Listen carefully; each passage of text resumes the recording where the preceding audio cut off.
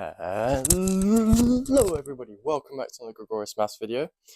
In this video, we're going to be looking at some applications of the Salamander Lemma. So last time I did the Basel problem, but the time before that I did a video on the Salamander Lemma where I explained all of this notation that I'm using, and I explained what the Salamander Lemma was and how to prove it. And in this video, I'm going to talk about a couple of applications to some pretty famous diagram chasing lemmas. That is the 3x3 lemma and the snake lemma. And I think this will hopefully be one of the most satisfying videos that you watch this week on YouTube, because wow, the proofs, they're just so much cleaner, I think, than the sort of more brute force, let's literally construct a map and like chase across the diagram, which is thrilling, but this is clean. This is clean stuff. So, okay, let's get into it. So the first things first that we need to look at are these four cases here. So these all follow directly from the Salamander Lemma. So what have I written down here? Well, okay, in all of these, we're zoomed in to a little bit of a double complex. And what we're saying is that the row where B is, or the column where B is exact. So basically, we're assuming that there's exactness at B. And, well, with those conditions, in the double complex, we have that in this case, the receptor A is isomorphic to the horizontal homology of A, and the donor of A is isomorphic to the vertical homology of A. And you can hopefully read the rest of the different cases. They're all quite similar. And so what I'm going to do is I'm going to prove the first case, and then I'm going to allow you to either, as an exercise for yourself, prove the rest, or just take them as true for the rest of the video. So let's look at the first case. The first case tells us that the donor of A is isomorphic to the vertical homology of A. So of course, what we're going to do is we're going to use the Salamander Lemma, and we're specifically going to apply it to this vertical map from A to B. So what the Salamander Lemma tells us is that we have an exact sequence going from the donor of 0 into the vertical homology of A, which then goes into the donor of A, which goes into the receptor of B. And this exact sequence would go on for two more terms, but this is what we care about. So this part here is exact. Now, the donor of 0 is just 0. I'm just going to write 0. It's really the receptor at B that we care about. And the way that we're going to figure out what that is we're going to use the Salamander Lemma again. So basically, if we have exactness at B, so if in a double complex we have a map from A to B, which is part of an exact sequence, then because it's exact, we would be able to say that the horizontal homologies, or if they were vertically exact, the vertical homologies, are 0, because the image is equal to the kernel, so kernel mod image would be 0. So if we have a map going like this, then if we applied the Salamander Lemma to this map, what we would get is we would have an exact sequence where the terms in the middle are horizontal homology of A into the donor of A into the receptor of B into the horizontal homology of B. But then, by assumption, this is 0, this is 0, and if we have an exact sequence of this form, well, the image of this map is 0, and that would mean that the image is the kernel. So the kernel of our map here, between these two things, is 0, meaning it's an injection. And the image of this map is the kernel, but the kernel is all of the receptor B, meaning that this map is also a surjection, and so it's an isomorphism. And therefore, we apply this theorem to this map from 0 to B, which is indeed part of an exact sequence. And therefore we say that the donor of 0 is isomorphic to the receptor of B. which means that the receptor of B is just 0. And therefore, by the same reasoning as this, the vertical homology is isomorphic to the donor, like so. Good. Now, for the other case, that is this one, we're gonna do the Salamander Lemma again, just on the map from 0 to A this time. And this time we're gonna look at the end of this exact sequence. So the end would be from the donor of 0 into the receptor at A, into the horizontal homology of A, and then this sequence would end at the receptor of B.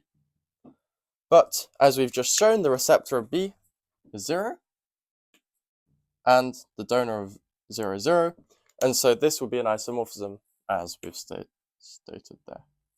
Okay, good. So that's sort of how the proof of these 4 cases goes.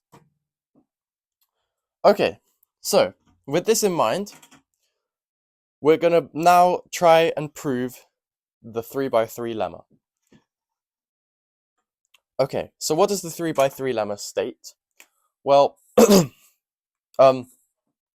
we're saying if we have, let's say we're in a double complex right now, okay?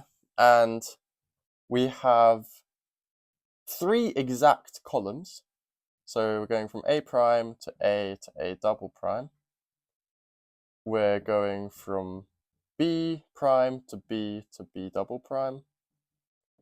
And we're going from C prime to C double prime, like so. And we add in a few zeros into the mix, like this. If we have a double complex where the bottom 2 rows are exact, all 3 columns are exact, then we may deduce that the top row is also exact. So, how on earth are we going to use the Salamander Lemma of all things to prove this? Well, turns out to be quite slick. So what we need to show is that the horizontal homology of A prime is 0, that would show exactness at A prime, and that the horizontal homology of B prime is 0, which would show exactness at B prime. So, let's get cracking then. The horizontal homology of A prime. What's this equivalent to? Well, we've got 2 zeros going in like this. So this looks a lot like case 2, because this is exact. So, what can we say? The horizontal homology is isomorphic to the receptor at A prime.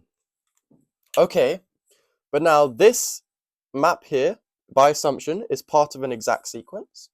And so it induces an isomorphism into the receptor at A. But now, by assumption again, these 2 rows, they're exact. So it's like, what case? Yeah, it's like the first case, because this row is exact. And so what can we say about A? We can say receptor is isomorphic to the horizontal homology at A. And by assumption, this row is exact, so the horizontal homology must be 0. And therefore, the horizontal homology at A prime is 0. Nice. Okay, good. Now, B prime. Again, we need to show that this is 0. So, for B prime, what we do is, okay, by assumption, exactness. So, it looks a lot like this case. So, what we do is, again, B prime, the horizontal homology, is looking a lot like, is isomorphic to the donor of B prime. Now, this takes us down to the receptor of B, and then via this map here, this will take us to the donor of A, and then, again, all of these isomorphisms I can do because of the exactness. And then again, we have a case like this. And so the donor of A is isomorphic to the vertical homology at A, which by assumption, this is exact. So the vertical homology is 0. Good. So I think that's a really satisfying proof. And another thing we can prove is, I don't know if this is the real 3x3 lemma or if what I've proved. Basically, there's two very similar statements. I'm not sure which one is called the 3x3 lemma. One of them's called like the sharp 3x3 lemma. Anyway, let me stop waffling. Another one is if we add zeros here, here, and here, and we have the same assumptions, i.e. still all the columns are exact, still all the rows apart from the top one are exact, then we can deduce that the top one is exact. And so these arguments will still hold. All that we need to do is show that the horizontal homology at C is 0. Sorry, at C prime. So now the horizontal homology at C prime, note that we can't really use this or this because we need something next to it which is exact. Whereas right now, there's nothing next to it. So for example, with this case, we need something above it, and with this case, we need something next to it. And so what we're going to do is, well, if we just add an extra 0 on here, there's no harm in doing that. We'll have an exact sequence of zeros. But now, we have this case here, where B is just 0. So this is just a row of zeros, and A here is C prime. And so now we're in business. We can say that this is isomorphic to the donor at C prime. Now, because this vertical one here is exact, this is isomorphic to the receptor at C. This is isomorphic to the donor at B. So we're working our way across. We're working our way across to the, where we really want to get to is over here, where we can do something like this. This A here is the golden A, sort of. Anyway, we're at the donor of B. Now, from the donor of B, we can go down. We can forage downwards into the receptor at B prime. Now, the receptor at B prime, from there, we can traverse down into the donor of A prime, A double prime, where again, all of these isomorphisms come from the assumptions of exactness. And so note what we've done here. We've traveled from C prime all the way down to A double prime, but this is perfect because now from A double prime, if we append an extra 0 here, we have this case here, and therefore the donor at A double prime is the vertical homology at A double prime, and that's 0 by assumption. And so we've shown that the horizontal homology at C prime is 0, and therefore exactness holds. And I mean, just deep what we did there, right? We worked our way down via these donors and receptors all the way. We went, let's take a look at our journey here. We went from C prime down to C, across to B, down to B prime, across to A prime, and then finally at A prime, we had the case that we wanted. And we could say by assumption, vertical homology is 0. And so we've proven both the sort of weaker version and the stronger version of the 9 lemma, the 3x3 lemma, whatever. Okay, good. Now it's time for the grand finale. The grand finale, what's that?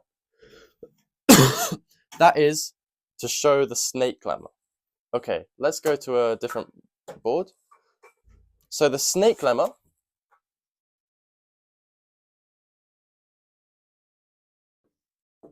what does this tell us? The snake lemma tells us, consider a commutative diagram where both the top and bottom are exact. So we have 0 going into some, I don't know, y1, y2, y3. And we have going from x1, x2, x3, 0, like so. And what the snake lemma tells us is, we call these maps F, G, and H. Given that this bottom row and this top row are both exact, and that this diagram commutes, we have that the kernel of F, we have a 6-term long exact sequence. From the kernel of F to the kernel of G to the kernel of H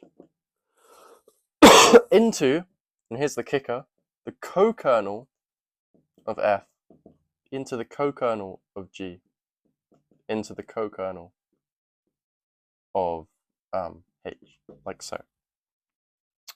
So, okay, how on earth are we going to prove this with the snake lemma? Well, let's draw out this, but let's add some elements. So in the proof of the snake lemma, you do something very similar to this.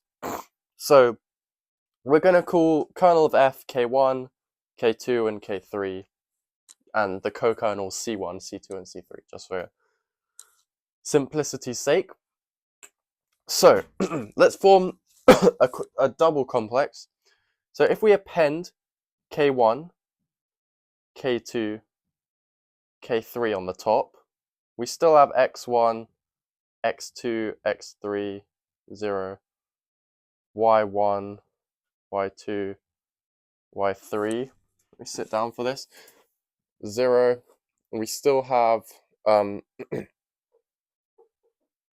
C1 down here. We have C2 down here. C3. And we have vertical maps going like this. Well, notice that these, this is still, we still have exactness along all of these, because if we're going from, if we just include the kernel into x1, well then the image of that map by definition is the kernel of this map. And for the co-kernel, well, the image of this map will precisely be the co-kernel of this map, because the co-kernel is literally modded out by the image. So all of these vertical rows are still exact. And, sorry, this 0 shouldn't be here, this 0 should be here. And what we're going to do is we're going to also append what are we going to append here? We're going to append a kernel x0 and a co-kernel y4 onto the ends of these sequences to keep them exact. So if we have the kernel of this map here, if we, by the same reasoning, if we just include the kernel into x1, then it's still exact. And again, for the co-kernel, if we just, well, obviously the image of this map would just be the kernel of this map because it's modded out by the image. So this is a co-kernel, this is a kernel, and we're just going to add zeros everywhere else so that we can, you know, help ourselves out here. Like so. Okay, let's just add these for good measure. Although I don't think that's necessary, but okay, I've done it now. So, okay, cool. And in fact, actually, I'm going to add another set of zeros here, which again, I believe I can do. Yeah, because these are just inclusions, so that's fine. Okay, now, we've added some stuff to our diagram, but what do we do with this now? Well, this is where the Salamander Lemma shines. Okay, so what do we have to do? Well, to show exactness in this bit here, at the kernel of G, we just need to show that the horizontal homology of K2 is 0. Because remember, K2 is just the kernel of G, just written more compactly. And this K1, K2, K3 is just this first part here of this sequence here. So if we can show that the homology here is 0, then we would show exactness. We'd show that the image of this is the kernel of this. And similarly for C2, we will show the image of this is the kernel of that. And that would be a really good start. So let's start with that. So the K2, the homology of K2. Well, what case do we have here? We have something looking like case 2, where it's vertical. So what we have is that the horizontal homology of K2 is isomorphic to the donor at K2. Okay, the donor. Okay, now from the donor of K2, we may traverse downwards because by assumption, this is exact. And so we go downwards into the receptor at X2. Okay, that's good. Now from the receptor at X2, we can go backwards into the donor at X1. Donor at X1. And then from the donor of X1, we can go down to the receptor at Y1. And now we're in business because this here is exact. And so the receptor at Y1 is isomorphic to the donor at 0. But the donor of 0 is just 0. And so what we've shown is that the horizontal homology of K2 is just 0. Okay, excellent. Now, what does that mean? That means that we've shown this little part here is exact. And again, we want to do a very similar procedure for, oh, where's my green pen? Oh yeah, there it is. We want to do a very similar procedure for C2. So, C2, the horizontal homology of C2, well, this is isomorphic to, okay, well, we probably want to append some zeros at the end here. And again, I don't think, yeah, this doesn't affect the exactness, thankfully, because the image of this, this is indeed a surjection. So now we have something that looks like this. And so what we can say is that the horizontal homology is the receptor at C2. And so now from the receptor at C2, we can now work backwards up to the donor at Y2, because by assumption, this is exact. And so we have that we can work like that. Badly explained, but because of the exactness, we can form that isomorphism. Then from the donor at Y2, what we're going to do is, so from K2 we worked our way down, from C2 we want to work our way up. So from Y2, we're going to go to the receptor at Y3. And then from the receptor at Y3, we're working backwards up to the donor at X3. And now that we're at the donor at X3, this, by this map here, is isomorphic to the receptor at 0, but that's just 0. And so we've shown that the horizontal homology of C2 is just 0. Okay, good. Now, there's just one more thing left to show. And of course, it is the hardest thing. That is, how on earth are we going to show exactness in the middle of this sequence here? So at, the kernel and the co-kernel here. So, we want the image is the kernel, and we want the image is the kernel here. Well, how on earth are we going to use the Salamander Lemma for that, more importantly? And, well, there's an ingenious method of doing this. And the said ingenious method is to notice that the statement that guaranteeing exactness at these two objects in the middle here is equivalent to saying that the co-kernel of the map taking you from the kernel of G into the kernel of H is isomorphic to the kernel of this map here, from the co-kernel of F into the co-kernel of G.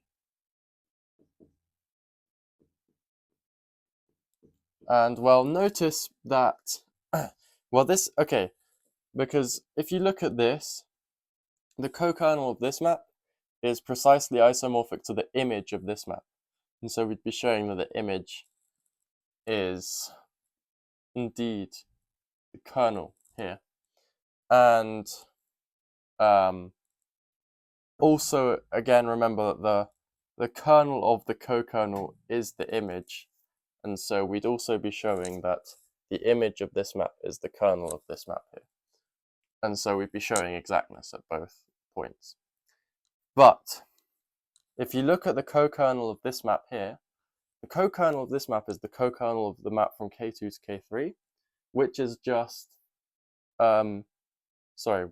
which is K3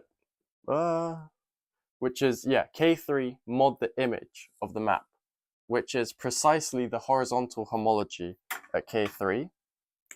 So we want the horizontal homology at K3, which is the co-kernel of this because it's just K3 mod the image. Well, you might be screaming, but homology is kernel mod image. Well, the kernel of this map is just K3.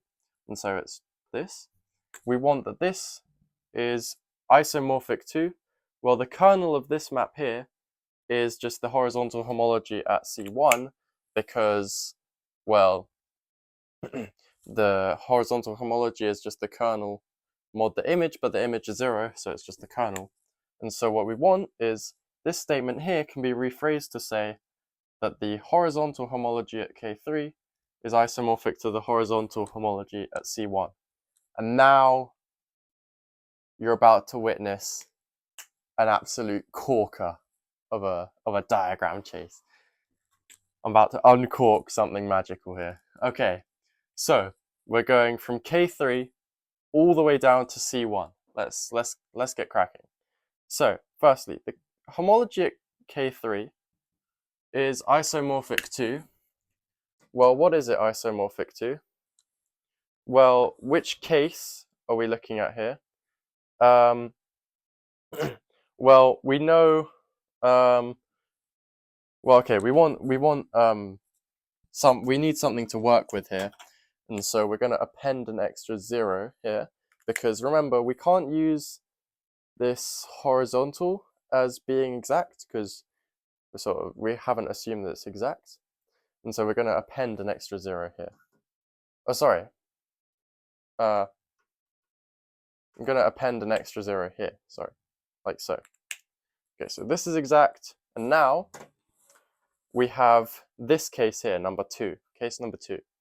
And so where B is just 0. And so we have that the horizontal homology is the donor. So this is the donor of K3. Now we can go down because that's exact. This is the receptor at X3. Now we can go across, because this is exact by assumption, to the donor of X2. Now from the donor of X2 we can go down, working our way down to Y2. Now from Y2, this is still exact, we're still safe. We can go to the donor of Y1. From the donor of Y1, we can now go down, because this is exact, into the receptor at C1. And we've worked our way all the way down meticulously from K3 to C1, but without any ugly business, just cleanly working our way down to C1. And now that we're at C1, what we're going to do is, again, we're going to append an extra 0 here, which doesn't affect proceedings. And it looks a lot like this case right here, in which, what do we have? We had the receptor.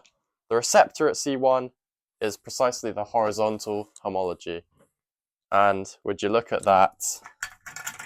I'm going to put that in red. Horizontal homology. And that is what we needed to show. So there it is, the snake lemma proven, but really cleanly just working our way across with sort of maps that just flow nicely, you know, naturally. All the way down, we went all the way down from K3 down to X3, went from X3 to X2, X2 to Y2, Y2 to Y1, Y1 down to C1, and then we were in business. And it all comes from this key insight that what we really want is to show exactness in the middle here. It was equivalent to showing that the horizontal homology here is equal to the horizontal homology here. And then it's primed for the Salamander Lemma. And, you know, in this way you can sort of see the Salamander Lemma is sort of like a blueprint for diagram chasing, because in the sort of more standard proof, you still go down, you still wind your way down to C1, except you sort of explicitly look at everything, like all the elements, what's happening to all of them, which can get a bit messy, whereas this is really clean. So yeah, this is I think quite an underrated lemma, if I do say so myself. And there's plenty more applications, so hopefully there'll be a part 2, maybe even a part 3 to this video. But yeah, for now, that's all I have to say. So hope you enjoyed, hope you found this clean, and yeah, good day.